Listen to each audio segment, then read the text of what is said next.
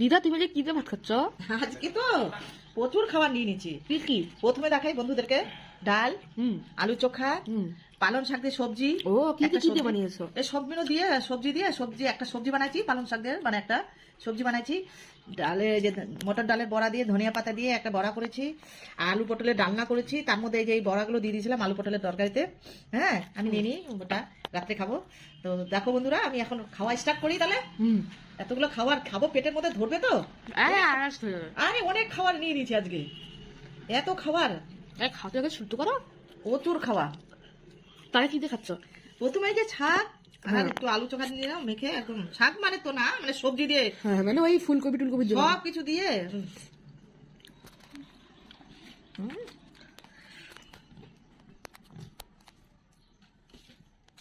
এটা কি? আর এই যে বড়াটা, বড়াটাতে কি কি দিয়ে বানালা বললা? এটা মটর ডালে বড়া তো। হ্যাঁ মটর ডাল আর কি কি দিছো? মটর ডালের মধ্যে ধনে পাতা কুচি দিয়েছি, একটু পেঁয়াজ কুচি দিয়েছি, লঙ্কা কুচি দিয়ে দিয়েছি। হ্যাঁ। দিয়ে একটু বড়া কুচি, এই যে আলু পটলের ডালনা দেওয়ার জন্য, তার সাথে ও। কয়েকটা বড়া রাখছি আমি এর সাথে। নেক্সট কি খাবো আবার? শাক দিতে তো খেতে, আমার তো শাক ভীষণ প্রিয় খাবার। হ্যাঁ। শাকটাই আমার ভালো লাগে। পটলের সবজি দিয়ে খাই, কেমন টেস্টি হচ্ছে যে পটলের বড়ি দিয়ে। একটু ঘি গরম মশলা দিয়েছি তো বন্ধুদেরকে, আলু পটলের মধ্যে বড়ি দিয়ে একটু ঘি দিয়ে দিয়েছি।